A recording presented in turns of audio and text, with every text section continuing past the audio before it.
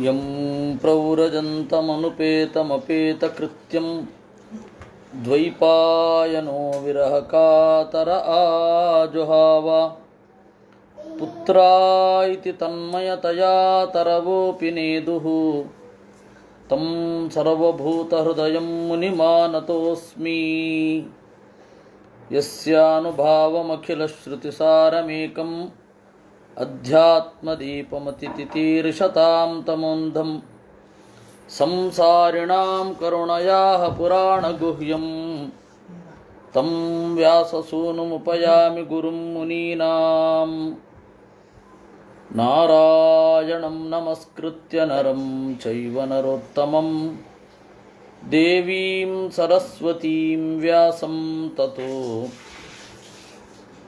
ಗ್ರಂಥಮುದೀರಯೇ ಮಾತರ್ಮೇ ಮಾತರಿಶ್ವನ್ನ ಪಿತರತುಲಗುರೋ ಭ್ರಾತರಿಷ್ಟಾಪ್ತಬಂಧೋ ಸ್ವಾಮಿನ್ ಸರ್ವಾಂತರಾತ್ಮನ್ನ ಜರಜರಯಿತರ್ಜನ್ಮ ಮೃತ್ಯಾಮಯಾನಾಂ ಗೋವಿಂದೇ ದೇಹಿ ಭಕ್ತಿಂ ಭವತಿ ಚ ಭಗವನ್ ಊರ್ಜಿತಾಂ ನಿರ್ನಿಮಿತ್ತಾಂ ನಿರ್ವ್ಯಾಜಾಂ ನಿಶ್ಚಲಾಂ ಸದ್ಗುಣಗಣಬೃಹತೀಂ ಶಾಶ್ವತೀಂ ಆಶುದೇವಾಂ. ಹರಿ ಓಂ. ಕರ್ದಮೋವಾಚ ಜುಷ್ಟಂ ಬತಾದ್ಯಾಖಿಲಸತ್ವರಾಶೇಃ ಸಂಸಿದ್ಧಮಕ್ಷ್ಣೋಸ್ತವ ದರ್ಶನಾನ್ನಃ ಯದ್ದರ್ಶನಂ ಜನ್ಮಿಭಿರೀಡ್ಯ ಸದ್ಭಿಃ ಆಶಾಸತೆ ಯೋಗಿನೋ ಯೋಗರೂಢಾಃ. ಕರ್ದಮ ಪ್ರಜಾಪತಿಗಳು ಕಣ್ಣ ಮುಂದೆ ಬಂದು ನಿಂತ ನಾರಾಯಣನನ್ನು ಸ್ತೋತ್ರ ಮಾಡುತ್ತಾ ಇದ್ದಾರೆ.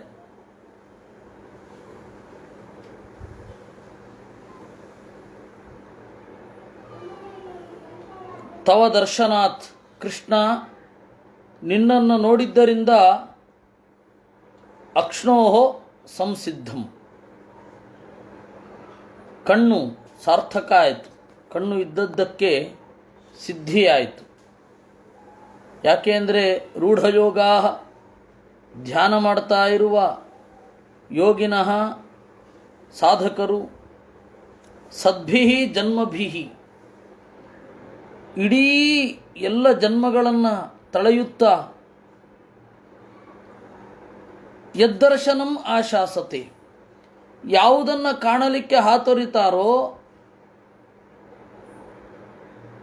ಅಂತಹ ನಿನ್ನ ಕಣ್ಣು ಧನ್ಯವಾಯಿತು. ಯೇ ಮಾಯಯಾತೆ ಹತಚೇತಸಸ್ತ್ವತ್ಪಾದಾರವಿಂದಂ ಭವಸಿಂಧುಪೋತಂ ಉಪಾಸತೆ ಕಾಮಲವಾಯ ತೇಷಾಂ ರಾಶೀಶ ತೇಷಾಂ ನಿರಯೇಪಿ ಯೇ ಸ್ಯುಃ. ಮಾಯೆಯ ಹತಚೇತಸಃ, ನಿನ್ನ ಮಾಯೆಯಿಂದ ಯಾರ ಮನಸ್ಸು ಕಲಕಿ ಹೋಗಿದೆಯೋ ಅವರು ಭವಸಿಂಧುಪೋತಂ, ಸಂಸಾರವೆಂಬ ಕಡಲಿನಲ್ಲಿ ಹಡಗಿನಂತೆ ಇರುವ ತ್ವತ್ಪಾದಾರವಿಂದಂ, ನಿನ್ನ ಅಡಿದಾವರೆಗಳನ್ನು ಉಪಾಸತೆ, ಅವರು ಕೂಡ ಪೂಜಿಸ್ತಾರೆ. ಆದರೆ ಕಾಮಲವಾಯ, ಸಣ್ಣ ಕಾಮನೆಗಾಗಿ ಉಪಾಸನೆ ಮಾಡ್ತಾರೆ. ನಿರಯೇಪಿ ಯೇ ಸ್ಯುಃ, ಯಾವುದು ತಿರ್ಯಕ್ ಪ್ರಾಣಿಗಳಲ್ಲಿ ಕೂಡ ಸಿಗ್ತದೋ ಅಂತಹ ಕಾಮಾನ್ ಬಯಕೆಗಳನ್ನು ಪಡೆಯಲಿಕ್ಕೆ ಅವರು ಪ್ರಯತ್ನಿಸ್ತಾರೆ. ತೇಷಾಂ ರಾಶಿ, ನೀನು ಅವರಿಗೆ ಅದನ್ನು ಕೊಡ್ತೀಯ.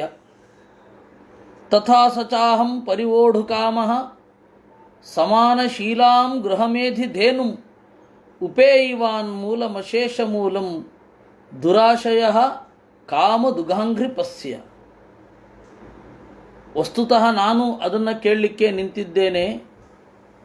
ಪರಿವೋಢು ಕಾಮಃ, ಮದುವೆ ಆಗಬೇಕು ಅಂತ ಇದ್ದೇನೆ ಸ್ವಾಮಿ. ಎಂತಹವಳನ್ನು ಮದುವೆ ಆಗಬೇಕು ಅಂತ ಇದ್ದೇನೆ. ಸಮಾನಶೀಲಾಂ, ನನಗೆ ಯಾವುದರ ಸನ್ಯಾಸಿಗಳಿಗೆ ಬ್ರಹ್ಮಚರ್ಯದಲ್ಲಿ ಇರುವವರಿಗೆ ಅವಳು ಮನಸ್ಸು ತುಂಬಿ ಬೇಕಾದದ್ದನ್ನು ಕೊಡಬೇಕು. ಅಂತಹ ಹಲವಾರು ವರ್ಣದವರಿಗೆ ತಾಯಿಯಂತೆ ಇರುವ, ಹಸುವಿನಂತೆ ಇರುವ ಒಬ್ಬ ಹೆಣ್ಣನ್ನು ನಾನು ಬಯಸ್ತೇನೆ.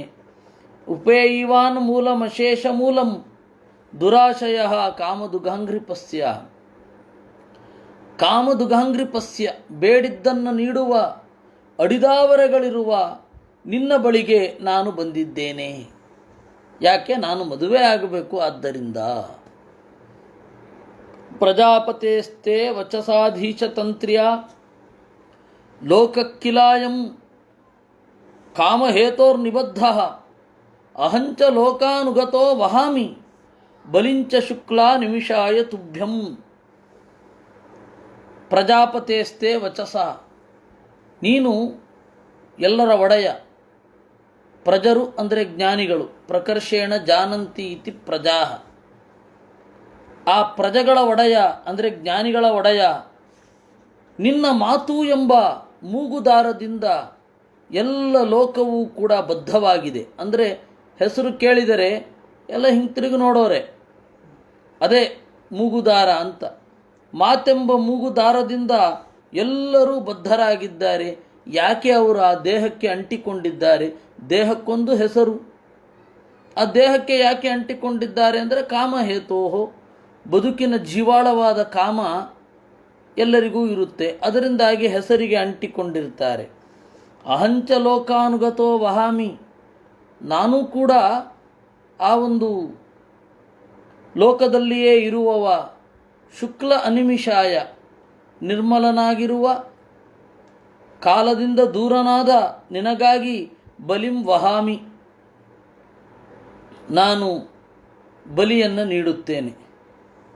ಲೋಕಾನ್ಶ್ಚ ಲೋಕಾನುಗತಾನಸೂನ್ಶ್ಚ ಹಿತ್ವಾ ಶ್ರಿತಾಸ್ತೆ ಚರಣಾತಪತ್ರಂ ಪರಸ್ಪರಂ ತ್ವದ್ಗುಣ ವಾದ ಶೀಧು ಪೀಯೂಷ ನಿರ್ಯಾಪಿತ ದೇಹಧರ್ಮಾ.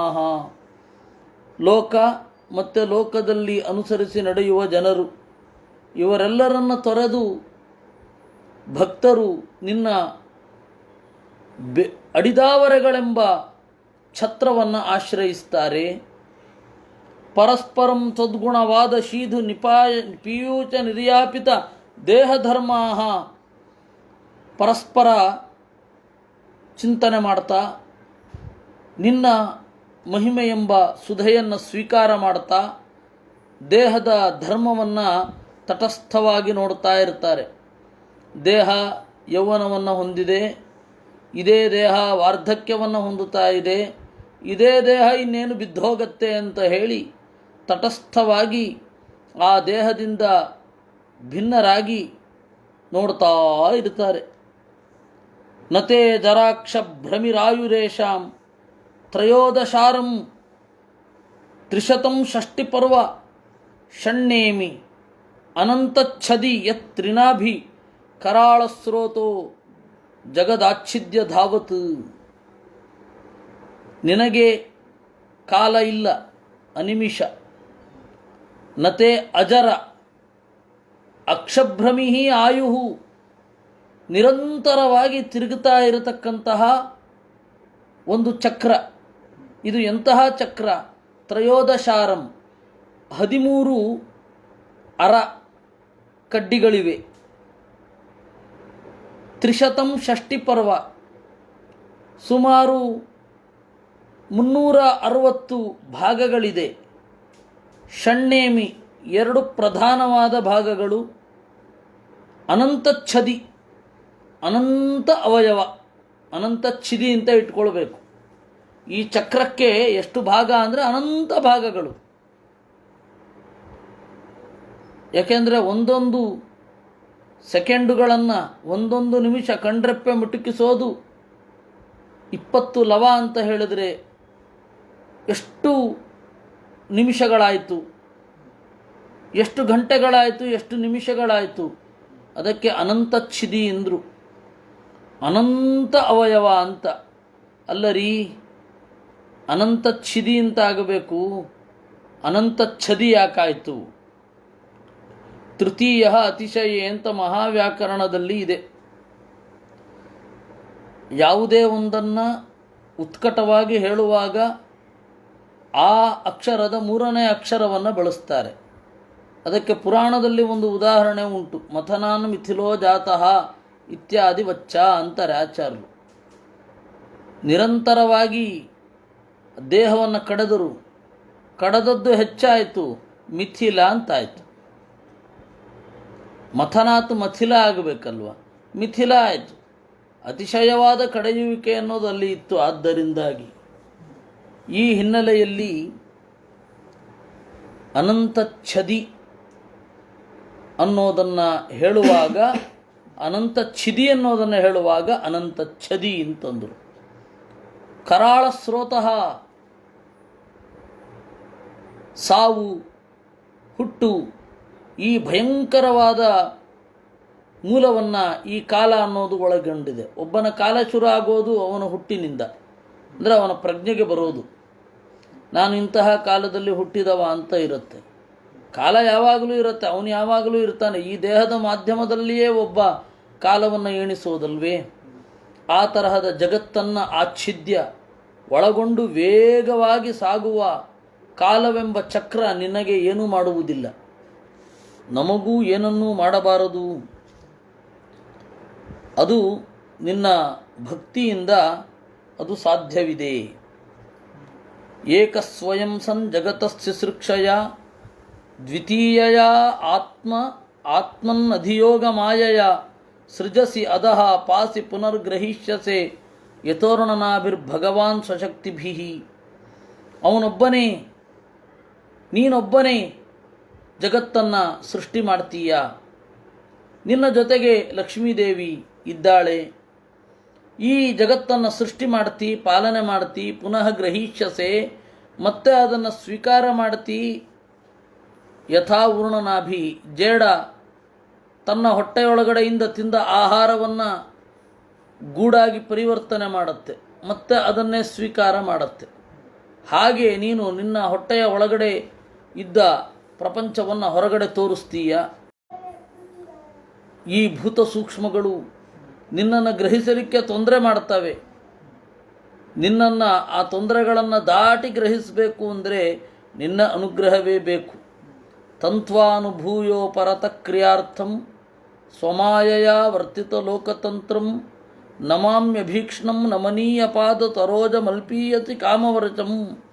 ಆ ತರಹದ ಅನುಭೂತ್ಯ ಉಪರತ ಕ್ರಿಯಾರ್ಥಂ, ಸಹಜವಾದ ಶಕ್ತಿಯಿಂದ ಕ್ರಿಯೆಯನ್ನು ದಾಟಿದ, ಲೋಕದ ನಡೆಯನ್ನು ನಿಯಂತ್ರಿಸುವ ನಿನ್ನನ್ನು ಮತ್ತೆ ಮತ್ತೆ ನಮಸ್ಕಾರ ಮಾಡ್ತೇನೆ. ಅಲ್ಪೀಯಸಿ ಕಾಮವರ್ಷಂ, ನಿನ್ನನ್ನು ಕೇಳುವಷ್ಟು ದೊಡ್ಡವರೇ ನಾವು. ದೇವರೇ ಇಂಥದ್ದು ಬೇಕು ಅಂತ ಕೇಳಲಿಕ್ಕಾಗಲ್ಲ, ಪ್ರಾರ್ಥನೆ ಮಾಡಲಿಕ್ಕಾಗತ್ತೇನು, ಬುದ್ಧಿ ಇರಲ್ಲ. ಅಂಥಲ್ಲಿಯೂ ಕೂಡ ದಯೆಯಿಂದ ನಮಗೆ ಬೇಡಿದ್ದನ್ನು ನೀಡುವ ನಿನಗೆ ನಮಸ್ಕಾರ ಅಂತ. ಇದು ಕರ್ದಮೋವಾಚ 13ನೇ ಶ್ಲೋಕದಿಂದ 21ನೇ ಶ್ಲೋಕದವರೆಗೆ ಪಾರಾಯಣ ಚೆನ್ನಾಗಿ ಮಾಡಿದರೆ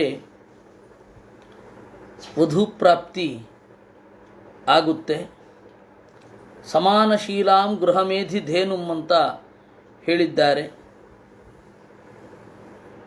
ಯಾರು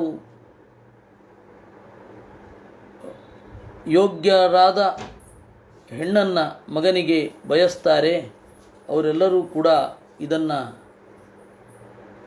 ಚಿಂತನೆ ಮಾಡಬಹುದು. ಅದೊಂದು ಅವಕಾಶ ಇದೆ.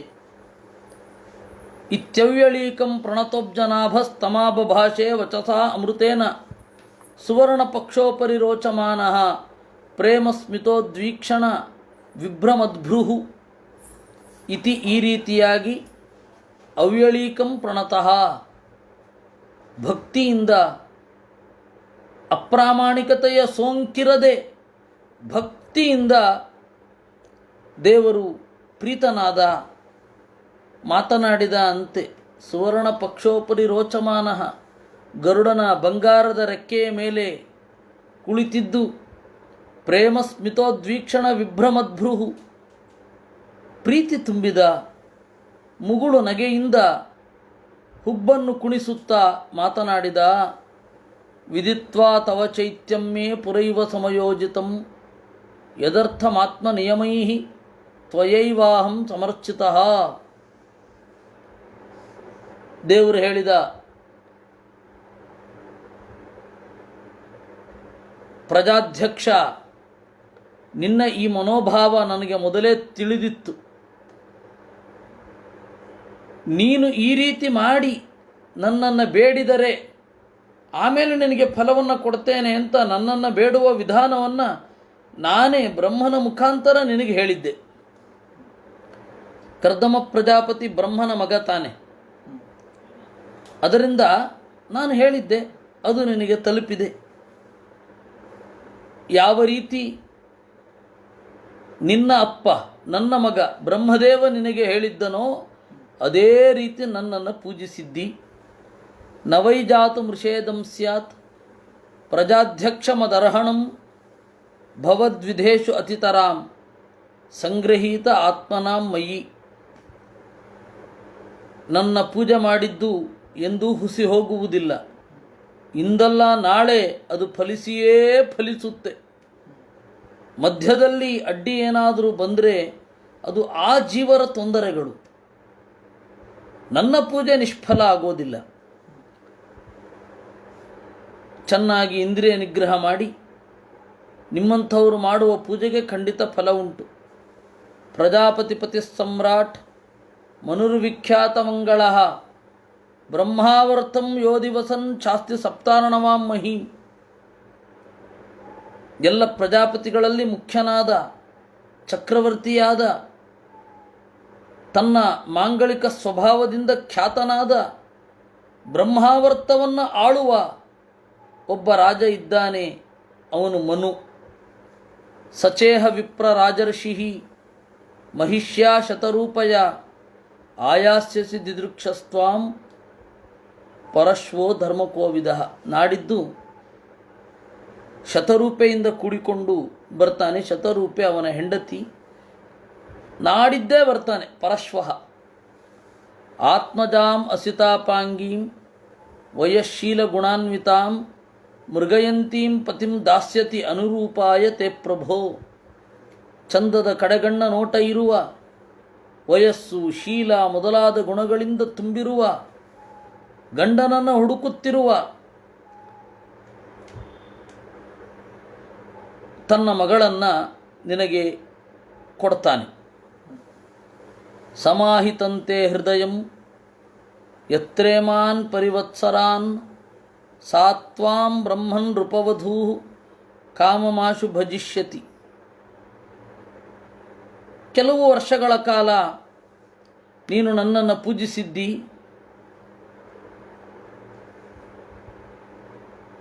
ಅವಳನ್ನು ಕೆಲವು ವರ್ಷಗಳ ಕಾಲ ಇಂದ್ರಿಯ ನಿಗ್ರಹದಲ್ಲಿ ಇಡು. ಆಮೇಲೆ ಅವಳು ತನ್ನ ಬಯಕೆಗಳನ್ನು ಈಡೇರಿಸಿಕೊಳ್ಳಲಿ. ಯಾತ ಆತ್ಮಧೃತಂ ವೀರ್ಯಂ ನವಧಾ ಪ್ರಸವಿಷ್ಯತಿ ವೀರ್ಯೇ ತ್ವದೀಯ ಋಷಯಃ ಆಧಾಸ್ಯನ್ ತೇಜ ಆತ್ಮನಃ. 9 ಜನ ಹೆಣ್ಣು ಮಕ್ಕಳನ್ನು ಅವಳು ಪಡಿತಾಳೆ. ತಂಚ ಸರ್ವಮನುಷ್ಠೀಯ ನಿರ್ದೇಶಂ ಮಯಿ ಸತ್ತಮ ಮಯಿ ತೀರ್ಥಿ ಕೃತಾಶೇಷ ಕ್ರಿಯಾರ್ಥೋ ಮಾಂ ಪ್ರಪತ್ಸ್ಯಸೆ. ನೀನು ಎಲ್ಲವನ್ನ ಅನುಸರಿಸಿ ಎಲ್ಲವನ್ನ ಅನುಭವಿಸಿ ನನ್ನ ಬಳಿ ಬರ್ತೀಯ. ಕೃತ್ವಾ ದಯಾಂಚ ಭೂತೇಷು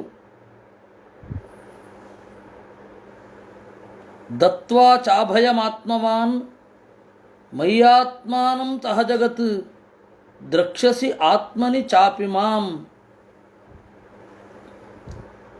ಕೃತ್ವಾ ದಯಾಂಚ ಭೂತೇಷು, ಜೀವಿಗಳಲ್ಲಿ ದಯೆಯನ್ನು ಮಾಡಿ ತನ್ನಿಂದ ಅಭಯವನ್ನು ಕೊಟ್ಟು ಜೀವರ ಒಳಗಡೆ ಅಂತರ್ಯಾಮಿಯಾಗಿದ್ದೇನೆ ಅಂತ ನನ್ನನ್ನು ಚಿಂತನೆ ಮಾಡಿ ಈ ಜಗತ್ತನ್ನು ಒಳ್ಳೆಯ ದಿಕ್ಕಿನಡೆನೆ ಕೊಂಡೊಯ್ದು ಮಾಂ ದ್ರಕ್ಷಸಿ, ನನ್ನನ್ನು ನೋಡ್ತೀಯ. ಸಂಭೂಯ ಸ್ವಾಂಶಕಲಯ ತ್ವದ್ವೀರ್ಯೇಣ ಮಹಾಮುನೆ ತವ ಕ್ಷೇತ್ರೇ ದೇವಹೂತ್ಯಾಂ ಪ್ರಣೇಶ್ಯೇ ತತ್ವಸಂಹಿತಾಂ. ಇನ್ನು ಮಿಗಿಲಾದ ಭಾಗ್ಯವನ್ನು ನಿನಗೆ ಕೊಡಲಿದ್ದೇನೆ. ಎಲೈ ಕರ್ದಮನೆ, ನಾನು ನಿನ್ನಲ್ಲಿ ಅವತರಿಸಿ ಒಂದು ರೂಪದಿಂದ ನಿನಗೆ ನನ್ನ ತತ್ವ ಸಂಹಿತೆಯನ್ನು ಕೊಡ್ತೇನೆ. ಕಪಿಲ ಅಂತ ನನ್ನನ್ನು ಕರೀತಾರೆ. ಇದು ಅಂತಿಮವಾದ ಪ್ರಯೋಜನ. ನಿನ್ನ ಮೂಲಕ ನಿನ್ನ ಹೆಂಡತಿಯ ಹೊಟ್ಟೆಯಲ್ಲಿ ನಾನು ಬಂದು ಸಾಂಖ್ಯ ಸಿದ್ಧಾಂತವನ್ನು ಜಗತ್ತಿಗೆ ಕೊಡ್ತೇನೆ. ಏವಂ ತಮನುಭಾಷ್ಯಾಥ ಭಗವಾನ್ ಪ್ರತ್ಯಗಕ್ಷಗಃ ಜಗಾಮ ಬಿಂದು ಸರಸಃ ಸರಸ್ವತ್ಯಾ ಪರಿಶ್ರಿತಾತ್.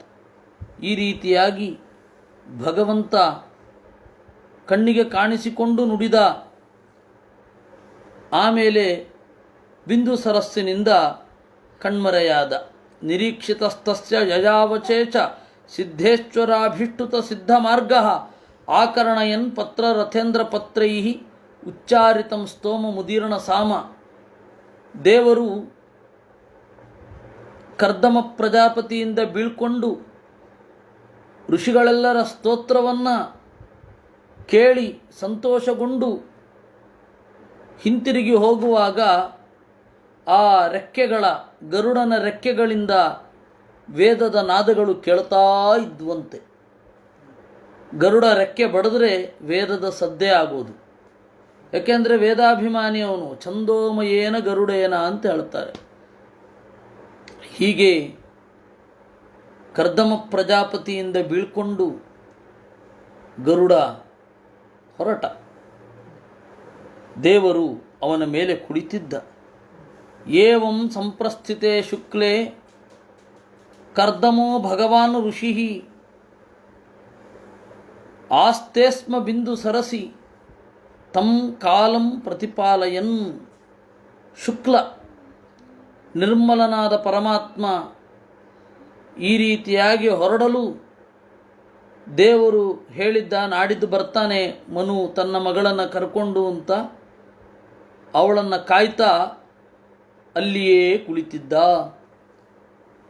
ಏವಂ ಮನುಸ್ಯಂದನಮಾಸ್ಥಾಯ ಶಾತಕೌಂಭ ಪರಿಚ್ಛದಂ ಆರೋಪ್ಯ ಸ್ವಾಂ ದುಹಿತರಂ ಸಭಾರ್ಯ ಪರ್ಯಟನ್ ಮಹೀಂ.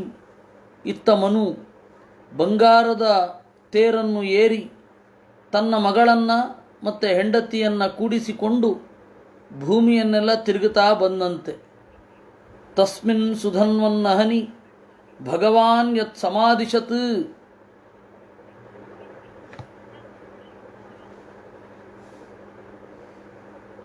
ಭಗವಾನ್ ಯತ್ ಸಮಾದಿಶತ್ ಉಪಾಯಾತ್ ಆಶ್ರಮಪದಂ ಮುನೇಃ ಶಾಂತವ್ರತಸ್ಯ ತತ್.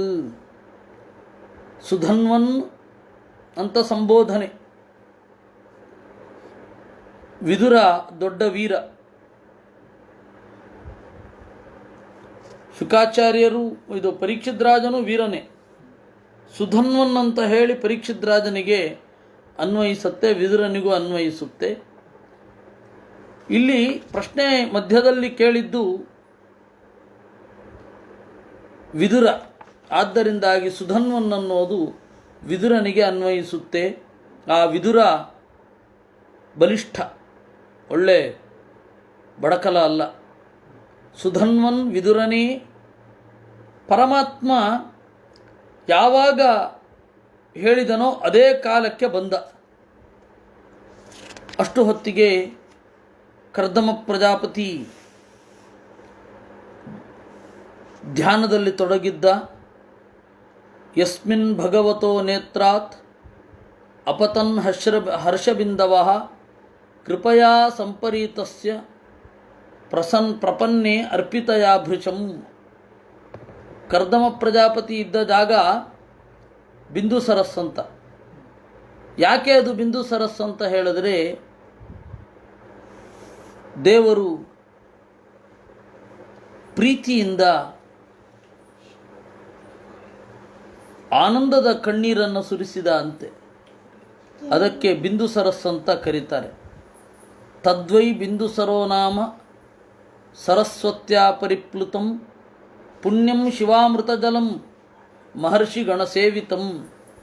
ಆ ಬಿಂದು ಸರೋವರ ಸರಸ್ವತಿ ನದಿಯಿಂದ ಬಲವನ್ನು ಪಡೆದಿದೆ, ಪುಣ್ಯಂ ನಿರ್ಮಲವಾಗಿದೆ, ಶಿವಾಮೃತ ಜಲಂ ಒಳ್ಳೆಯ ನೀರು, ತಿಳಿಯಾದ ನೀರು, ದೇವರ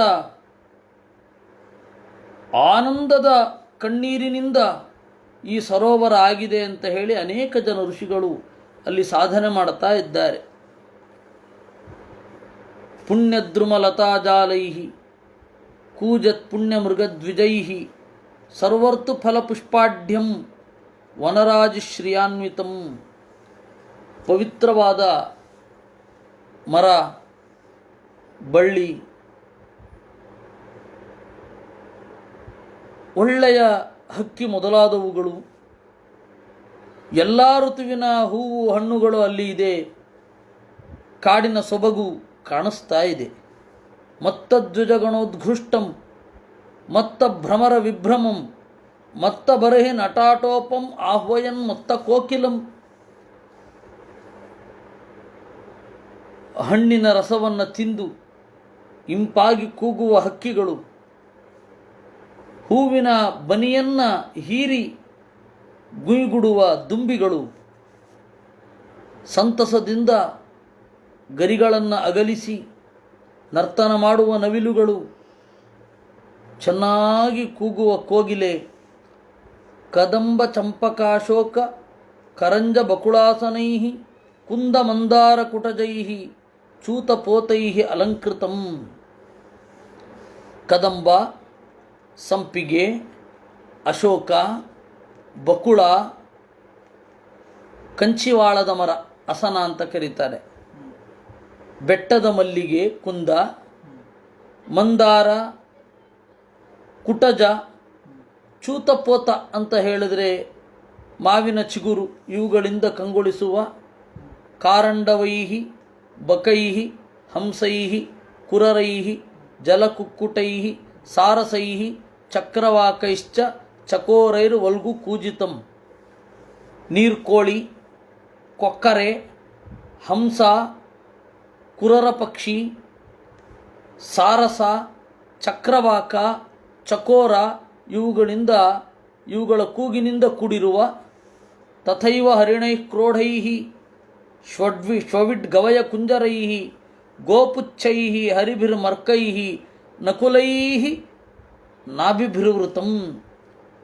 ಆಮೇಲೆ ಜಿಂಕೆ, ಹಂದಿ, ಗವಯ ಕಡಮೆ ಅಂತ ಹೇಳ್ತಾರೆ, ಕುಂಜರ ಅಂದರೆ ಆನೆ, ಥರಥರದ ಕೋತಿಗಳು, ನಕುಲ ಅಂತಂದರೆ ಮುಂಗುಸಿ, ಇವುಗಳಿಂದ ಕೂಡಿರುವ ಪ್ರವಿಶ್ಯ ತತ್ತೀರ್ಥವರಂ ಆದಿರಾಜ ಸಹಾನುಗಃ ದದರ್ಶ ಮುನಿಮಾಸೀನಂ ತಸ್ಮಿನ್ ಹುತಹುತಾಚನಂ. ಈ ತರಹದ ಅತ್ಯಂತ ಪವಿತ್ರವಾದ ಪರಿಸರ ಇರುವ ಕಾಡಿನ ಒಳಗಡೆ ಪ್ರವೇಶ ಮಾಡಿ ಅಲ್ಲಿ ಒಂದು ಕಡೆ ಅಗ್ನಿಯ ಆರಾಧನೆ ಮಾಡ್ತಾ ಇರುವ ಕರ್ದಮ ಪ್ರಜಾಪತಿಯನ್ನು ಮನು ನೋಡಿದ ಅಂತೆ. ವಿದ್ಯೋತಮಾನಂ ವಪುಷ. ನೋಡಿ, ಈ ತರಹ ಪ್ರಕೃತಿಯ ವರ್ಣನೆ ಪ್ರತಿಯೊಂದು ಪುರಾಣದಲ್ಲಿ ಬರುತ್ತೆ. ಈ ತರಹದ ಒಂದು ಪ್ರಕೃತಿಯ ವರ್ಣನೆಯ ಸಂದರ್ಭದಲ್ಲಿ ಲಿಕುಚ ಅಂತನ್ನುವ ವೃಕ್ಷದ ಅರ್ಥ ಬಿಟ್ಟದ್ದರಿಂದ ಆಚಾರ್ಯರು ಚಿಕ್ಕವರಾಗಿದ್ದಾಗ ಅದನ್ನು ಅಪ್ಪನಿಗೆ ಹೇಳಿದ್ದು. ಬಹಳ ಕಷ್ಟ ಆಗ್ತಾ ಇದೆ. ಏನು ಅಂದರೆ, ಸಂಸ್ಕೃತದವರು ಎಷ್ಟೋ ಹಕ್ಕಿಗಳ ಚಿಂತನೆ ಇದೆ, ಎಷ್ಟೋ ಮರಗಳ ಚಿಂತನೆ ಇದೆ, ಅದನ್ನೆಲ್ಲ ಬಿಟ್ಬಿಟ್ಟಿದ್ದೀವಿ ನಾವೀಗ. ನೀವು ವ್ಯಾಖ್ಯಾನದಲ್ಲಿ ನೋಡಿದರೆ ಇತಿ ವೃಕ್ಷ ವಿಶೇಷ ಇತಿ ಪಕ್ಷಿ ವಿಶೇಷ ಅಂತ ಬರ್ಕೊಂಡು ಹೊರಟೋಗ್ತಾರೆ. ಅದರ ಬಗ್ಗೆ ಆಳವಾಗಿ ಇಳಿದು ಅದು ಏನು ಅಂತ ನಮಗೆ ಇವತ್ತು ಗೊತ್ತಿಲ್ಲ. ಅದರಿಂದಾಗಿ ಆಯುರ್ವೇದದಲ್ಲಿ ಹೇಳೋ ಎಷ್ಟೋ ಮರಗಳ ಹೆಸರು ನಮಗೆ ಗೊತ್ತಿಲ್ಲ. ಔಷಧ ಸಫಲ ಆಗಬೇಕು ಅಂದರೆ ಎಲ್ಲಿಂದ ಆಗಬೇಕು? ಹೀಗಿದೆ. ಕೆಲವೊಂದೆಲ್ಲ ಇಲ್ಲವೇ ಇಲ್ಲ, ಕಳ್ಕೊಂಡಿದ್ದೀವಿ. ಪ್ರಾಸಂಗಿಕವಾಗಿ ಇದು ಯಾಕೆ ಹೇಳಿದೆ ಅಂತಂದರೆ, ಸಂಸ್ಕೃತದವರು ಮಾಡಿದ ತಪ್ಪು ಏನು ಅನ್ನೋದನ್ನು ನಿಮ್ಮ ಮುಂದೆ ಹೇಳಬೇಕಿತ್ತು. ಪ್ರವಿಶ್ಯ ತತ್ತೀರ್ಥವರಂ ಆದಿರಾಜ ಸಹಾನುಗಃ ವಿದ್ಯೋತಮಾನಂ ವಪುಷ ತಪಸಿ ಉಗ್ರಯುಜಾಚಿರಂ ನಾತಿಕ್ಷಾಮಂ ಭಗವತಃ ಸ್ನಿಗ್ಧಾಪಾಂಗಾವಲೋಕನಂ. ಆ ತೀರ್ಥಕ್ಷೇತ್ರಕ್ಕೆ ಪ್ರವೇಶ ಮಾಡಿದಾಗ ನೋಡಿದ ಅವನ ಜೊತೆ ಅವನ ರಾಜ ಅಲ್ವಾ, ಅವನ ಹಿಂದ್ಗಡೆ ಬಹಳ ಜನ ಇದ್ದಾರೆ. ನೋಡಿದ ಅಂತೆ ಅವನು ತಪಸ್ಸು ಮಾಡಿದ್ದಾನೆ ಅಷ್ಟು ಹೊತ್ತು ಅಂತಂದರೆ ಒಣಗಿ ಸಣಕಲಾಗಿರಬೇಕು, ಸಣಕಲಾಗಿರಲಿಲ್ಲ ಅಂತೆ. ನಾತಿಕ್ಷಾಮಂ ಅಲ್ಲ, ಅಷ್ಟೊತ್ತು ತಪಸ್ಸು ಮಾಡಿದ್ನಲ್ಲ ಅಂತಂದರೆ ಸ್ನಿಗ್ಧಾಪಾಂಗಾವಲೋಕನಾಥ್, ದೇವರು ಪ್ರೀತಿ ತುಂಬಿದ ಕಣ್ಣಿನಲ್ಲಿ ನೋಡಿದ್ದರಿಂದ ಒಂದು ಸ್ವಲ್ಪ ಮೈಕೈ ತುಂಬಿಕೊಂಡಿದ್ದ ಅಂತೆ ಕರ್ದಮ. ತದ್ವ್ಯಾಹೃತಾಮೃತ ಕಲಾ ಪೀಯೂಚ ಶ್ರವಣೇನ ಚ ಪ್ರಾಂಶುಂ ಪದ್ಮಪಲಾಶಾಕ್ಷಂ ಜಟಿಲಂ ಚಿರವಾಸಸಂ. ಅವನ ಮಾತೆಂಬ ಅಮೃತವನ್ನು ಉಂಡು ಚೆನ್ನಾಗಿ ನಳನಳಿಸ್ತಾ ಇದ್ದ. ಪ್ರಾಂಶುಂ ಎತ್ತರದಲ್ಲಿದ್ದ, ಬಹಳ ಎತ್ತರ ಇದ್ದಾನೆ. ಪದ್ಮಪಲಾಶಾಕ್ಷಂ ಅಗಲವಾದ ಉದ್ದವಾದ ಚಂದದ ಕಣ್ಗಳು. ಜಟಿಲಂ ತಲೆಗೆ ಏನು ಚೆನ್ನಾಗಿ ಪಾಲನೆ ಪೋಷಣೆ ಮಾಡಿಲ್ಲ, ಆದ್ದರಿಂದ ಗಂಟು ಕಟ್ಟಿದೆ. ಚಿರವಾಸಸಂ ಮರದ ತೊಗಟೆಯನ್ನು ಕರ್ದಮ ಪ್ರಜಾಪತಿ ಹುಟ್ಟಿದ್ದಾನೆ. ಉಪಸಂಸ್ಮೃತ್ಯ ಮಲಿನಂ ಯಥಾರ್ಹಣಂ ಅಸಂಸ್ಕೃತಂ ಅಥೋಟಜಮುಪಾಯಾಂತಂ ಹೃದೇವಂ ಪ್ರಣತಂ ಪುರಃ ಸಪರ್ಯಯ ಪ್ರತ್ಯಗೃಹಾತ್ ಪ್ರತಿನಂದ್ಯಾನುರೂಪಯ. ಮೈಕೈಯನ್ನೆಲ್ಲ ಚೆನ್ನಾಗಿ ತೊಳ್ಕೊಂಡಿಲ್ಲ, ಅದರಿಂದಾಗಿ ಸುಗಂಧ ದ್ರವ್ಯ ಮೊದಲಾದವುಗಳನ್ನು ಹಾಕಿಕೊಳ್ಳದೇ ಇರೋದರಿಂದ ಒಂದು ಸ್ವಲ್ಪ ಮೈ ನಿಜವಾದ ಬಣ್ಣ ಮರೆಯಾಗಿದೆ. ಅಸಂಸ್ಕೃತಂ ಮನುಷ್ಯ ಮಾಡಿದ ಅನೇಕ ಪದಾರ್ಥಗಳು, ದ್ರವ್ಯಗಳು ಇತ್ಯಾದಿಗಳೆಲ್ಲ ಮೈ ಮೇಲಿಲ್ಲ. ಹೊರಗಡೆ ಬಂದು ಕೂಡಲೇ ಮನು ನಮಸ್ಕಾರ ಮಾಡಿದ. ಸಪರ್ಯಯ ಪ್ರತ್ಯಗೃಹಾತ್ ಪ್ರತಿನಂದ್ಯ ಅನುರೂಪಯ. ಅವನು ಹಿರಿಯ ಮನು, ಅವನನ್ನು ರಾಜರಿಗೆ ಯೋಗ್ಯವಾದ ಅರ್ಘ್ಯ ಪಾದ್ಯ ಮೊದಲಾದವುಗಳನ್ನು ಇತ್ತ ಅಂತೆ. ಗೃಹೀತಾರ್ಹಣಮಾಸೀನಂ ಸಂಯತಂ ಪ್ರೀಣಯನ್ಮುನಿ ಸ್ಮರನ್ ಭಗವದಾದೇಶಂ ಗಿರಾ ಪ್ರತ್ಯಾಹ ಶ್ಲಕ್ಷ್ಣಯ. ತನ್ನ ಪೂಜೆಯನ್ನು ಸ್ವೀಕರಿಸಿ ತನ್ನ ಹೆಂಡತಿಯೊಂದಿಗೆ ಕುಳಿತಿರುವ ಅವನನ್ನು ನೋಡಿ ದೇವರ ಆದೇಶ ನೆನಪಿಗೆ ಬಂತು. ಇಂಪಾಗಿ ಮಾತನಾಡಿಸಿದ ಅಂತೆ. ಕರ್ದಮೋವಾಚ ನೂನಂ ಚಂಕ್ರಮಣಂ ದೇವ ಸತಾಂ ಸಂರಕ್ಷಣಾಯತೆ ವಧಾಯ ಚಾಸತಾಂ ಯತ್ವಂ ಹರೇಶಕ್ತಿರಿಹಿ ಪಾಲನೀ ಅಂತ. ನೂನಂ ಚಂಕ್ರಮಣಂ ದೇವ, ದೇವ ಅಂತ ಹೇಳಿ ದೊರೆಯನ್ನು ದೇವ ಅಂತ ಕರೀತಾರೆ. ದೊರೆಯೇ, ನಿಮ್ಮಂಥವರ ತಿರುಗಾಟ ಸಜ್ಜನರ ರಕ್ಷಣೆಗಾಗಿ ಅಲ್ವೇ, ಅಸಜ್ಜನರನ್ನು ಕೊಲ್ಲಲಿಕ್ಕಾಗಿ ಅಲ್ವೇ. ಹರೇಶ್ ಶಕ್ತಿರಿಹಿ ಪಾಲನಿ, ಪರಮಾತ್ಮನ ಪಾಲನ ಶಕ್ತಿಯ ರೂಪ ನೀವು. ಅಂದರೆ ದೇವರೇ ಮನು ಅಂತನ್ನುವ ಭಾವನೆ ಇಲ್ಲಿ ಬಂದ್ಬಿಡುತ್ತೆ, ಅಥವಾ ಮನು ದೇವರೇ ಅಂತ. ಮುಂದೆ ನೋಡಿ ಈ ಮಾತಿದೆ. ಯೋರ್ಕೇಂದ್ವಗ್ನೀಂದ್ರವಾಯೂನಾಂ ಯಮಧರ್ಮ ಪ್ರಚೇತಸಾಂ ರೂಪಾಣಿ ಸ್ಥಾನ ಆಧತ್ಸೆ ತಸ್ಮೈ ಶುಕ್ಲಾತ್ಮನೇ ನಮಃ ಅಂತ. ಈ ಶ್ಲೋಕ ಇನ್ನೂ ಗೊಂದಲಗೆಡಿಸತ್ತೆ. ಅದು ಹೀಗಿದೆ. ಯಾವ ನೀನು ಅರ್ಕ ಅಂತಂದರೆ ಸೂರ್ಯ, ಇಂದು ಅಂದರೆ ಚಂದ್ರ, ಅಗ್ನಿ ಅಂದರೆ ಗೊತ್ತಿದೆ, ಇಂದ್ರ ವಾಸವ ವಾಯುದೇವ, ಯಮಧರ್ಮ ಪ್ರಚೇತಸ್ ಅಂದರೆ ವರುಣ. ಇವರ ರೂಪಗಳನ್ನು ಕಾಲಕಾಲಕ್ಕೆ ನೀನೇ ಸ್ವೀಕಾರ ಮಾಡ್ತೀಯಾ. ಅಂತಹ ದೇವರೇ ನಿನಗೆ ನಮಸ್ಕಾರ. ಏನು ಹೀಗಂದರೆ, ಅದಕ್ಕೆ ಆಚಾರ್ಯರು ವ್ಯಾಖ್ಯಾನ ಬರೆದರು. ತತ್ವನಿರ್ಣಯ ಅಂತ ಒಂದು ಗ್ರಂಥ ಇದೆ, ಅಲ್ಲಿ ಈ ರೀತಿ ಇದೆ. ಅದು ಭಾಗವತದ ಈ ಶ್ಲೋಕಕ್ಕೆ ವ್ಯಾಖ್ಯಾನ ಅಂತ. ಏನು? ಸ್ವಯಂಭುವೋ ಮನುಶ್ಚೈವ ಪೃಥುಶ್ಚೈವ ಅರ್ಜುನಾವಪಿ ಬ್ರಹ್ಮಚೇಶ ವಿಪಾರುದ್ರ ಇಂದ್ರ ಋಷ್ಯಾದಯಸ್ತಥಾ ವಿಷ್ಣುವೇತ ಯುತಾಸ್ತರ್ವೇ ನತು ವಿಷ್ಣು ಸ್ವರೂಪಕಾಹ ಇತಿ ತತ್ವನಿರ್ಣಯೇ.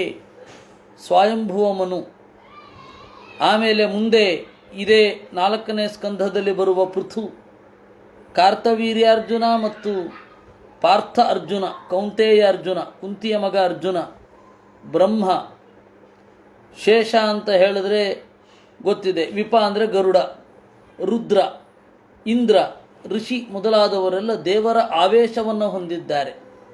ಅದರಿಂದಾಗಿ ಅವರನ್ನೇ ದೇವರು ಅಂತ ಹೇಳೋದುಂಟು.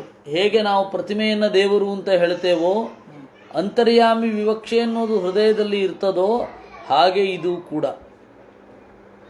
ಹೀಗೆ ಆ ನಿನ್ನ ಒಳಗಡೆ ದೇವರಿದ್ದಾನೆ ಅಂತನ್ನುವ ಚಿಂತನೆಯನ್ನು ಇಟ್ಟುಕೊಂಡು ಹೇಳಿದ್ದು. ಅಂತಹ ನಿನಗೆ ನಮಸ್ಕಾರ. ನಯದಾ ರಥಮಾಸ್ಥಾಯ ಜೈತ್ರಂ ಮಣಿಗಣಾರ್ಪಿತಂ ವಿಸ್ಫೂರ್ಜನ್ ಚಂಡಕೋದಂಡ ರಥೇನ ತ್ರಾಸಯನ್ನಘಾನ್ ಸ್ವಸೈನ್ಯ ಚರಣಕ್ಷುಣ್ಣಂ ವೇಪಯನ್ ಮಂಡಲಂ ಭುವಃ ವಿಕರ್ಷನ್ ಮಹತೀಂ ಸೇನಾಂ ಪರ್ಯಟಸಿ ಅಂಶುಮಾನಿವಾ. ನೀನು ರಥವನ್ನು ಏರಿ ವಿಸ್ಫೂರ್ಜ ಚಂಡಕೋದಂಡ, ಬಿಲ್ಲಿನ ನೇಣನ್ನು ಬಿಗಿಯುತ್ತಾ ದುಷ್ಟರನ್ನು ಗಡಗಡ ನಡುಗಿಸುತ್ತಾ ಇಡೀ ಭೂಮಂಡಲವನ್ನು ನಡುಗಿಸುವಂತೆ ನೀನು ಸಂಚಾರ ಮಾಡದೇ ಹೋದರೆ ಧರ್ಮ ಎಲ್ಲಿಂದ ರಕ್ಷಣೆ ಆಗಬೇಕು? ತದೈವ ಸೇತವೋ ಸರ್ವೇ ವರ್ಣಾಶ್ರಮ ನಿಬಂಧನಾ ಭಗವದ್ರಚಿತಾರಾಜನ್ ಭಿದ್ಯೇರನ್ ಬತದಸ್ಯುಭಿ. ನೀನು ಸರಿಯಾಗಿ ಈ ಭೂಮಿಯನ್ನು ಪಾಲನೆ ಮಾಡಲಿಕ್ಕೆ ತಿರುಗದೆ ಹೋದರೆ ವರ್ಣಾಶ್ರಮ ಧರ್ಮದ ಪಾಲನೆ ಆಗೋದಾದರೂ ಹೇಗೆ? ನೀನು ತಿರುಗದಿದ್ದರೆ ಕಳ್ಳರು ಸುಳ್ಳರು ಹೆಡೆ ಎತ್ತುತ್ತಾರೆ. ಅಧರ್ಮಶ್ಚ ಸಮೇಧೇತ ಲೋಲುಪೈ ವ್ಯಂಕುಶೈರ್ನೃಭಿ ಶಯಾನೇ ತ್ವಯಿ ಲೋಕೋಯಂ ದಸ್ಯುಗ್ರಸ್ತೋ ವಿನಂಕ್ಷತಿ. ನೀನು ಮಲಗಿಬಿಟ್ರೆ ದುಷ್ಟರೆಲ್ಲ ಎಚ್ಚರವಾಗಿರ್ತಾರೆ. ಜನಕ್ಕೆ ಸಹಜವಾಗಿ ಲೋಲುಪತ್ವ, ಲಂಪಟತೆ ಇರುತ್ತೆ. ಆಮೇಲೆ ಅವರಿಗೆ ವ್ಯಂಕುಚೈಹಿ, ಒಂದು ಅಂಕುಚವೇ ಇರಲ್ಲ. ಹೀಗೆ ಮಾಡಬಾರದು, ಹೀಗೆ ಮಾಡಬೇಕು ಅನ್ನೋದೇ ಇರಲ್ಲ. ಸಹಜವಾಗಿ ಜನ ಲೋಲುಪರು. ಅವರಿಗೆ ಶಿಕ್ಷೆ ಕೊಡಬೇಕೇ ವಿನಃ ಅವರಿಗೆ ಸೌಲಭ್ಯಗಳನ್ನು ಕೊಡೋದು ಸರ್ಕಾರದ ಕೆಲಸ ಅಲ್ಲ ಅಂತ ಅವತ್ತಿನಿಂದ ಅದೇ ಇರೋದು. ಅವರನ್ನು ಹದ್ದುಬಸ್ತಿನಲ್ಲಿ ಇಡಲಿಕ್ಕೆ ಸರ್ಕಾರ ಇರೋದೇ ವಿನಃ ಅವರಿಗೆ ಸೌಲಭ್ಯವನ್ನು ಕೊಡೋದಕ್ಕಲ್ಲ. ಸೌಲಭ್ಯ ಕೊಟ್ಟರೂ ಕೂಡ ಅದು ಯೋಗ್ಯರಿಗೆ ಕೊಡಬೇಕು ಅಂತಲೇ ಅಲ್ಲಿ ಇರೋದು. ಅದರಿಂದ ನೀನು ಮಲಗಿದರೆ ಈ ಲೋಕ ಕಳ್ಳರಿಂದ ಆಕ್ರಾಂತವಾಗಿ ನಾಶ ಆಗುತ್ತೆ. ಕಳ್ಳರು ಅಂದರೆ ಇಲ್ಲಿ ಕನ್ನ ಹಾಕುವವರು ಅಂತ ಅರ್ಥ ಅಲ್ಲ. ತಮ್ಮ ತಮ್ಮ ಕರ್ತವ್ಯವನ್ನು ಮಾಡದೇ ಕುಳಿತುಕೊಳ್ಳುವವರು ಅಂತ. ಅಥಾಪಿ ಪೃಚ್ಛೇ ತ್ವಾಂ ವೀರ ಯದರ್ಥಂ ತ್ವಮಿಹಾಗತಃ ತದ್ವಯಂ ನಿರ್ವ್ಯಳೀಕೇನ ಪ್ರತಿಪದ್ಯಾಮಹೇ ಹೃದ. ನಮ್ಮನ್ನು ಏನೋ ರಕ್ಷಣೆ ಮಾಡಲಿಕ್ಕೆ ನೀನು ಬಂದಿರಬೇಕು, ಆದರೂ ಕೇಳ್ತಾ ಇದ್ದೇನೆ ಏಕಾಗಿ ಬಂದದ್ದು ಅಂತ. ಹೀಗೆ ಭಾಗವತೆ ತೃತೀಯ ಸ್ಕಂಧೆ 22 22ನೇ ಅಧ್ಯಾಯ. ಏವಂ ಆವಿಷ್ಕೃತಾಚೇಚ ಗುಣಕರ್ಮೋದಯಂ ಮುನಿಂ ಸೌರೀಳ ಇವತಂ ಸಮ್ರಾಟ್ ಉಪಾರತಮುವಾಚ. ಈ ರೀತಿಯಾಗಿ ಆವಿಷ್ಕೃತ ಅಶೇಷ ಗುಣಕರ್ಮ ಉದಯಂ, ಎಲ್ಲ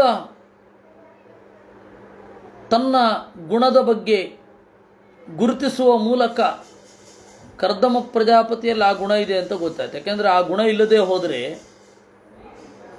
ನಮ್ಮಲ್ಲಿ ಆ ಗುಣ ಇಲ್ಲದೆ ಹೋದರೆ ಎದುರುಗಡೆಯಲ್ಲಿರುವವರಲ್ಲಿ ಗುಣ ಇದ್ದರೂ ಕೂಡ ಅದು ಅರ್ಥ ಆಗೋಲ್ಲ. ಸ್ವಲ್ಪವಾದರೂ ಇರಬೇಕಾಗತ್ತೆ. ಅದರಿಂದ ವಿದ್ವಾಂಸನನ್ನು ಒಬ್ಬ ಗುರುತಿಸ್ತಾನೆ ಅಂದರೆ ಅವನೊಂದು ಸ್ವಲ್ಪ ವಿದ್ವಾಂಸ ಆಗಿದ್ದಾನೆ ಅಂತ ಅರ್ಥ. ಅದಿಲ್ಲ ಅಂತ ಇಟ್ಕೊಂಡ್ರೆ, ಆ ಮಟ್ಟದ ಪ್ರಜ್ಞೆಯೇ ಇಲ್ಲ ಅಂದರೆ ಗೊತ್ತೇ ಆಗಲ್ಲ, ಅರ್ಥವೇ ಆಗಲ್ಲ ಅವನಿಗೆ. ಇನ್ನು ಒಳ್ಳೆಯ ಕೆಲಸವನ್ನು ಗುರುತಿಸಿದ್ದಾನೆ ಅಂದರೆ ಅದು ಏನು ಅಂತ ಗೊತ್ತಿರುತ್ತೆ, ಆ ದಿಸೆಯಲ್ಲಿ ಕೆಲಸ ಮಾಡಿರ್ತಾನೆ ಅಂತ ಅರ್ಥ. ಸೌರೀಳ ಯುವತಂ ಸಮ್ರಾಟ್. ಹೀಗೆ ಕರ್ದಮ ಪ್ರಜಾಪತಿಯ ಮಾತಿನಿಂದ ಅವನ ದೃಷ್ಟಿಕೋನ ಗೊತ್ತಾಯಿತು, ಅವನ ಗುಣಗಳೆಲ್ಲ ಗೊತ್ತಾಯಿತು. ಅಂತಹ ಕರ್ದಮ ಪ್ರಜಾಪತಿಯನ್ನು ಕುರಿತು ಮರುನುಡಿದ. ಮನುರುವಾಚ, ಏನು? ಬ್ರಹ್ಮಾಸೃಜತ್ ಸ್ವಮುಖತಃ ಯುಷ್ಮಾನ್ ಅಸ್ಮತ್ಪರೀಪ್ಸಯ ಛಂದೋಮಯಾನ್ ತಪೋವಿದ್ಯಾ ಯೋಗಯುಕ್ತಾನ್ ಅಲಂಪಟಾನ್. ಬ್ರಹ್ಮದೇವರು ನಮ್ಮ ತಂದೆ ತನ್ನ ಮುಖದಿಂದ ನಿಮ್ಮಂಥವರನ್ನು ಸೃಷ್ಟಿ ಮಾಡಿದ ನಮಗಾಗಿ. ಎಂಥವರು ನೀವು?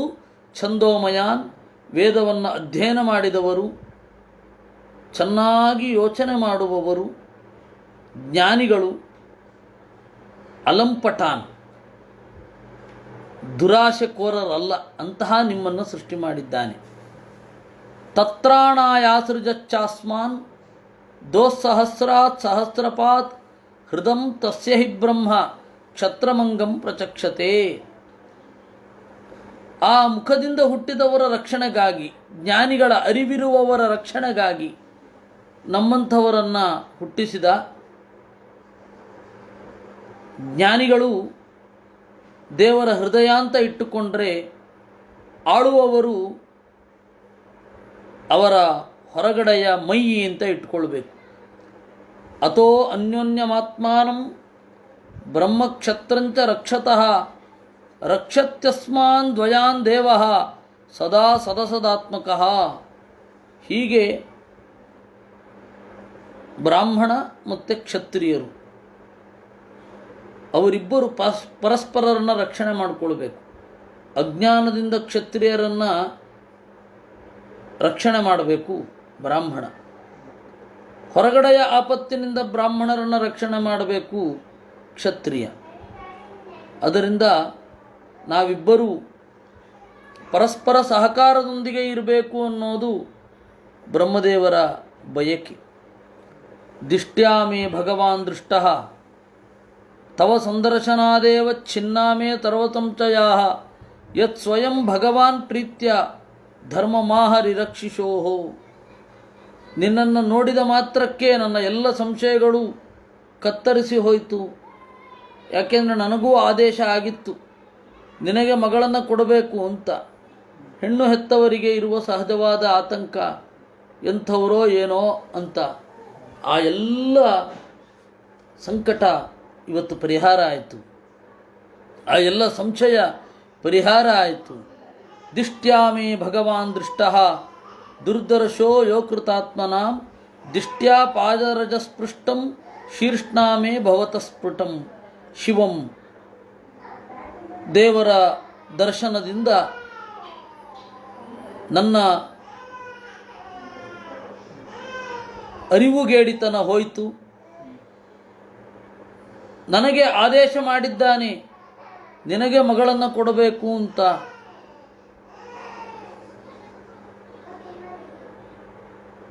ನನ್ನ ಜವಾಬ್ದಾರಿ ಸುಖಾಂತ ಆಯಿತು, ನನ್ನ ಹೊಣೆ ಸುಖಾಂತ ಆಯಿತು.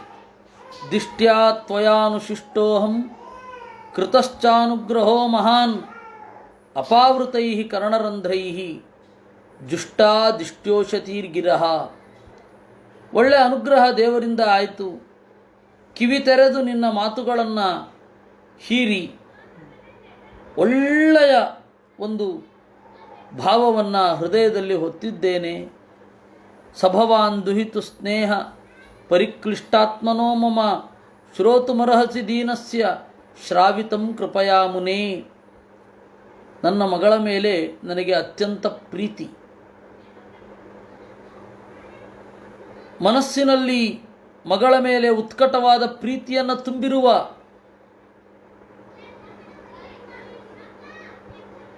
ದೀನನಾದ ನನ್ನ ಮಾತನ್ನು ಕೇಳಬೇಕು ಕೃಪೆಯಿಂದ. ಪ್ರಿಯವ್ರತೋತ್ಥಾನಪದೋ ಸ್ವಸೇಯಂ ದುಹಿತಾ ಮಮ ಅನ್ವಿಚ್ಛಂತಿ ಪತಿಂ ಯುಕ್ತಂ ವಯಶೀಲ ಗುಣಾದಿಭಿ. ಇವಳು, ಈ ಹುಡುಗಿ ಪ್ರಿಯವ್ರತ ಮತ್ತು ಉತ್ತಾನಪಾದರ ತಂಗಿ, ನನ್ನ ಮಗಳು. ಒಳ್ಳೆ ಗಂಡ ಬೇಕು ಅಂತ ಹೇಳಿ ಬಯಕೆ. ಯದಾತು ಭವತಶೀಲ ಶ್ರುತರೂಪ ವಯೋಗುಣಾನ್ ಅಶೃಣೋನ್ ನಾರದಾತ್ ಸೈಷಾ ತ್ವಯ್ಯಾಸೀತ್ ಕೃತ ನಿಶ್ಚಯ. ನಾರದರು ತಮ್ಮ ಬಗ್ಗೆ ಹೇಳಿದರು. ಆ ನಾರದರ ಮಾತನ್ನು ಕೇಳಿ ಮದುವೆ ಆದರೆ ನಿಮ್ಮನ್ನೇ ಮದುವೆ ಆಗಬೇಕು ಅಂತ ಅವಳು ಅಂದುಕೊಂಡಿದ್ದಾಳೆ. ತತ್ಪ್ರತೀಚ್ಛ ದ್ವಿಜಾಗ್ರಿಯೇಮಾಂ ಶ್ರದ್ಧಯಾ ಉಪಹೃತಾಂ ಮಯ ಸರ್ವಾತ್ಮನಾನುರೂಪಾಂತೆ ಗೃಹಮೇಧೇಚು ಕರ್ಮಸು. ಅದರಿಂದ ನನ್ನ ಮಗಳನ್ನು ನಿಮಗೆ ಕೊಡ್ತಾ ಇದ್ದೇನೆ, ದಯವಿಟ್ಟು ಸ್ವೀಕರಿಸಿ. ನಿನ್ನ ಗಾರ್ಹಸ್ಥ್ಯದ ಕರ್ಮಗಳಲ್ಲಿ ಇವಳು ಜೊತೆಯಾಗಿ ಇರ್ತಾಳೆ. ಉದ್ಯತಸ್ಯ ಹಿ ಕಾಮಸ್ಯ ಪ್ರತಿವಾದೋ ನ ಶಸ್ಯತೆ ಅಪಿ ನಿರ್ಮುಕ್ತ ಸಂಘಸ್ಯ ಕಾಮರಕ್ತಸ್ಯ ಕಿಂ ಪುನಃ. ಕಾಮ ಅನ್ನೋದು ಉತ್ಕಟವಾಗಿ ಎದ್ದು ಬಂದಾಗ ಅದನ್ನು ಹೇಗಾದರೂ ಮಾಡಿ ತಗ್ಗಿಸಬೇಕು. ಅವನು ಕಾಮದ ದುಷ್ಪರಿಣಾಮಗಳನ್ನು ತಿಳಿದವನೇ ಇರಲಿ, ಕಾಮದ ದುಷ್ಪರಿಣಾಮಗಳನ್ನು ತಿಳಿದಿರಲೇಬೇಕಂದ್ರೆ. ಆದರೆ ಭುಗಿಲೇಳುವ ಕಾಮವನ್ನು ಸರಿಯಾದ ದಾರಿಯಲ್ಲಿ ನಿಗ್ರಹಿಸಬೇಕು. ಇಲ್ಲ ಅಂದರೆ ಅದು ವಿಕೃತವಾದ ಮಾರ್ಗದಲ್ಲಿ ತಿರುಗೀತು. ಯ ಉದ್ಯತ ಮನಾದೃತ್ಯ ಕೀನಾಶಮಭಿಯಾಚತೆ ಕ್ಷೀಯತೆ ತದ್ದೇಶ ಸ್ಫೀತಂ ಮಾನಶ್ಚ ಅವಜ್ಞಯಾ ಹತಃ. ಯ ಉದ್ಯತಂ ಅನಾದೃತ್ಯ, ನಾನೀಗ ಕೊಡಲಿಕ್ಕೆ ತಯಾರಿದ್ದೇನೆ, ನೀವು ನಿಗ್ರಹಿಸಬೇಡಿ. ಮುಂದೆ ಬೇಕು ಅಂತಂದಾಗ ಯಾರನ್ನೋ ಅಯೋಗ್ಯರನ್ನು ಬೇಡಿ ಕೀರ್ತಿಯನ್ನು ಕಳೆದುಕೊಳ್ಳುವಂತಾಗಬಾರದು. ಅವಜ್ಞೆಯ ಮಾನಶ್ಚ ಹತಃ, ಯಾವತ್ತೂ ಕೂಡ ಇನ್ನೊಬ್ಬರನ್ನು ಕೀಳುಗೆಳೆದು ನೋಡೋದರಿಂದ ಮಾನಃ ಹತಃ ಭವತಿ, ನಮಗೆ ಅವಮಾನ. ಯೋಗ್ಯರಾದವರು ಬಳಿ ಬಂದಾಗ ಆ ಯೋಗ್ಯವಾದ ಬಯಕೆಯನ್ನು ಮನಗಂಡು ಮುಂದುವರಿಬೇಕು. ಇಲ್ಲ, ಒಳ್ಳೆಯವರು ಬಂದಿರ್ತಾರೆ, ಒಳ್ಳೆಯ ಒಂದು ಇದನ್ನು ಕೊಡ್ತಾರೆ, ಈ ತರಹ ನೀವು ಮಾಡಿ ಅಂತ, ಆಗ ನಾವು ಒಂದು ಹೆಮ್ಮೆಯಿಂದ ಹಮ್ಮಿನಿಂದ ಇಲ್ಲ ಆಗಲ್ಲ ಅಂತ ಹೇಳಿ ತಳ್ಳಿ ಆಮೇಲೆ ಪಶ್ಚಾತ್ತಾಪ ಪಡಬಾರದು. ಅದರಿಂದ ನನ್ನ ಮಗಳನ್ನು ಕೊಡಲಿಕ್ಕೆ ಬಂದಿದ್ದೇನೆ. ಅಹಂತ್ವಾ ಶೃಣವಂ ವಿದ್ವನ್ ಉದ್ವಾಹಾರ್ಥಂ ಸಮುದ್ಯತಂ ಅತಸ್ತ್ವಂ ಉಪಕುರ್ವಾಣ ಪುತ್ರೀಂ ಪ್ರತಿಗ್ರಹಾಣಮಿ. ನನಗೂ ಗೊತ್ತಾಯಿತು ಬೇರೆ ಬೇರೆಯವರಿಂದ ತಾವು ಮದುವೆ ಆಗಲಿಕ್ಕೆ ತಯಾರಾಗಿದ್ದೀರಂತೆ, ಗೃಹಸ್ಥ ಧರ್ಮವನ್ನು ಆಚರಿಸಬೇಕು ಅನ್ನುವ ಬಯಕೆ ಇದೆ. ಪಿತೃಗಳ, ದೇವತೆಗಳ, ಅತಿಥಿಗಳ ಸತ್ಕಾರವನ್ನು ಮಾಡಲಿಕ್ಕಾಗಿ ಒಂದು ಸಂಗಾತಿಯನ್ನು ಬಯಸ್ತಾ ಇದ್ದೀರಾ. ಅದರ ಜೊತೆಗೆ ಕಾಮವೂ ಕೂಡ ಶಾಂತ ಆಗಬೇಕು. ವಸ್ತುತಃ ನಮ್ಮ ಕರ್ತವ್ಯವನ್ನು ಮಾಡಲಿಕ್ಕೆ ಒಬ್ಬ ಸಂಗಾತಿ ಬೇಕು ಅಂತಲೇ ಬಯಸಬೇಕಾದದ್ದು, ಸುಖವಾಗಿರಬೇಕು ಅಂತ ಹೇಳಿ ಬಯಸೋದಲ್ಲ. ಸುಖ ಅದು ಬರುತ್ತೆ. ಕೆಲಸಕ್ಕೆ ಒಬ್ಬಳು ಜೊತೆಗಾತಿ ಅಥವಾ ಒಳ್ಳೆಯ ಕೆಲಸಕ್ಕೆ ಒಬ್ಬ ಜೊತೆಗಾರ ಅಂತ ಬಯಸಬೇಕಷ್ಟೇ. ಏನೋ ಭದ್ರತೆ ಅಂತ, ಏನೋ ಸಂಪತ್ತಿ ಅಂತ, ಏನೋ ವಿಲಾಸ ಅಂತ, ಏನೋ ಭೋಗ ಅಂತ ಜೊತೆಯನ್ನು ಬಯಸುವುದು ಪ್ರಾಚೀನರ ಸಂಪ್ರದಾಯ ಆಗಿರಲಿಲ್ಲ. ಅದನ್ನೆಲ್ಲ ಈಗ ದಡ್ಡತನದ ಪರಿಕಲ್ಪನೆಗಳು. ಹಾಗಂತ ಹೇಳಿ ಸುಖ ಸಿಗ್ತಾ ಇದೆಯಾ ಅಂತ ನೋಡಿದರೆ ಹಾಗೆ ಬಯಸಿ ಹೋದರೂ ಸಿಗ್ತಾ ಇರಲಿಲ್ಲ, ಸಿಗಲ್ಲ. ಹಿಂದೆ ಅದು ಸೆಕೆಂಡ್ರಿ. ಕರ್ತವ್ಯವನ್ನು ಮಾಡಲಿಕ್ಕೆ ಒಬ್ಬ ಜೊತೆಗಾರ ಬೇಕು. ಮದುವೆ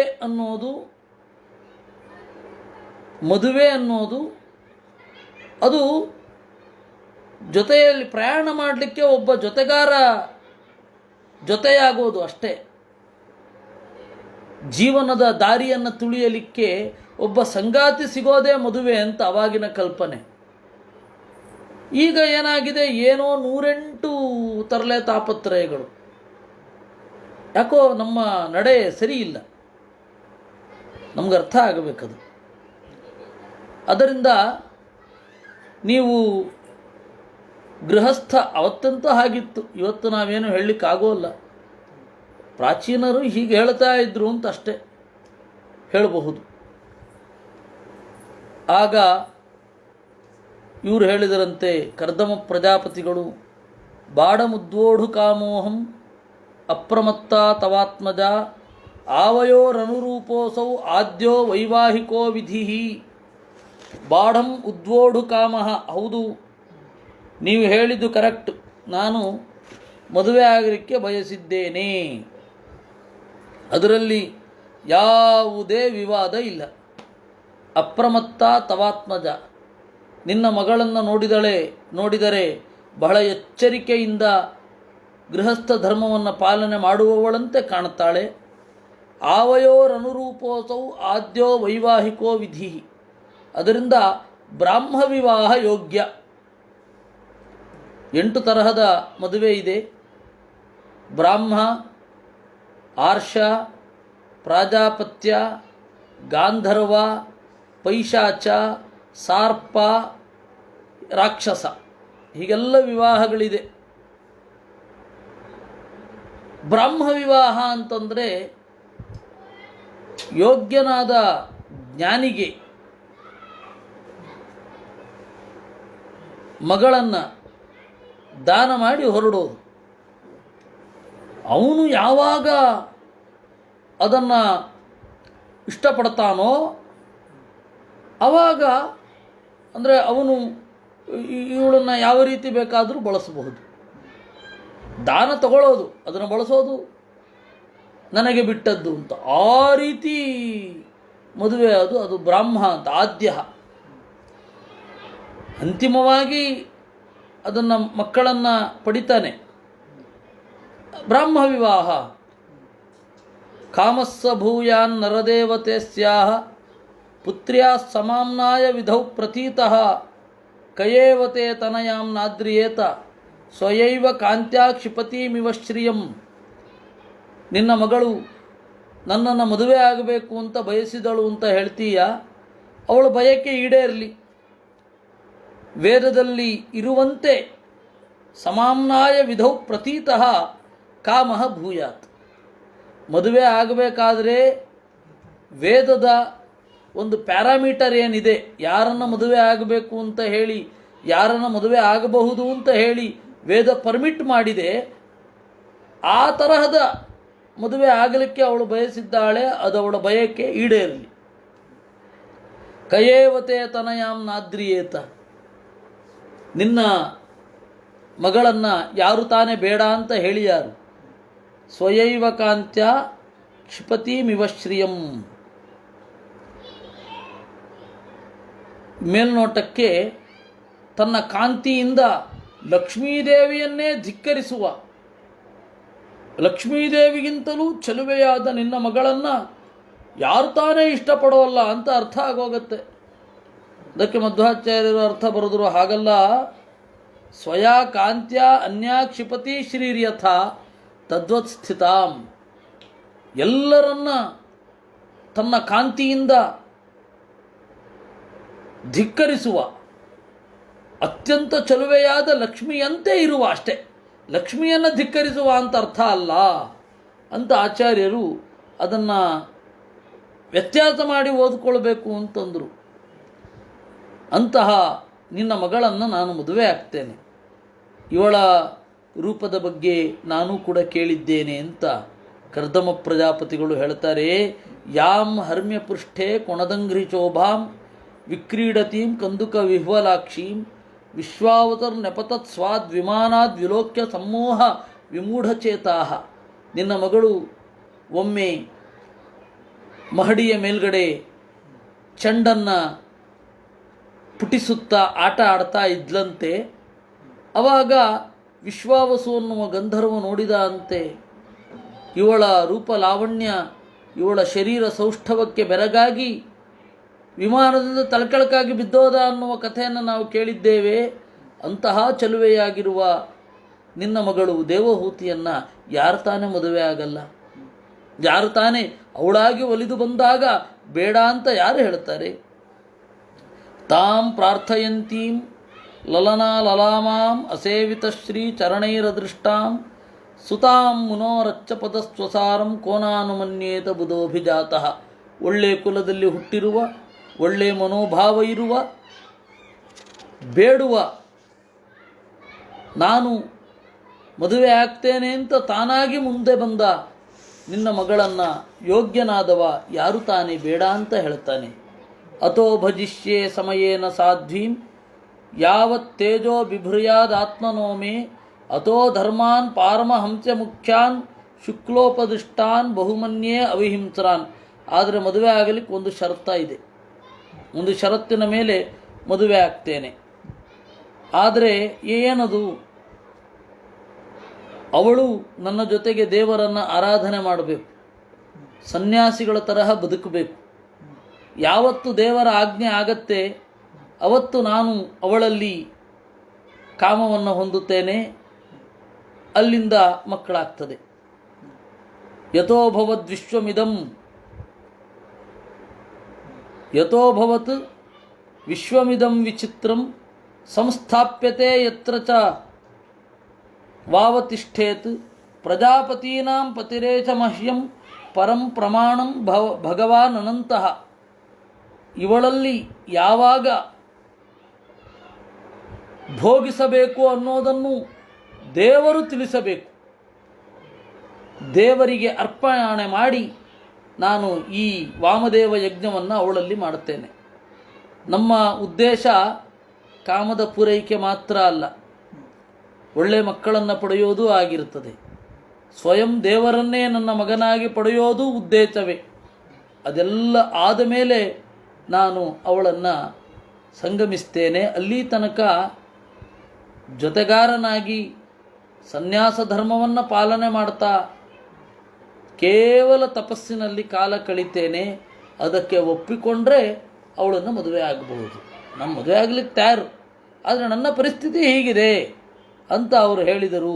ಆಗ ಅವನೇನು ಮಾಡಿದ ಇತ್ಯಾದಿಗಳನ್ನು ನಾವು ನಾಳೆ ನೋಡೋಣ ಅಂತ ಹೇಳ್ತಾ ಈ ಚಿಂತನೆಯನ್ನು ದೇವರಲ್ಲಿ ಅರ್ಪಿಸೋಣ. ಕೃಷ್ಣಾರ್ಪಣಮಸ್ತು. ಅನೇನ ಭಾವಿ ಯತ್ ಪುಣ್ಯಂ ತದಾಪ್ನೋತು ಪಿತಾ ಮಮ. ಕೃಷ್ಣ ಕೃಷ್ಣ ಗೋವಿಂದ ಗೋವಿಂದ. ಅನೇನ ಭಾವಿ ಯತ್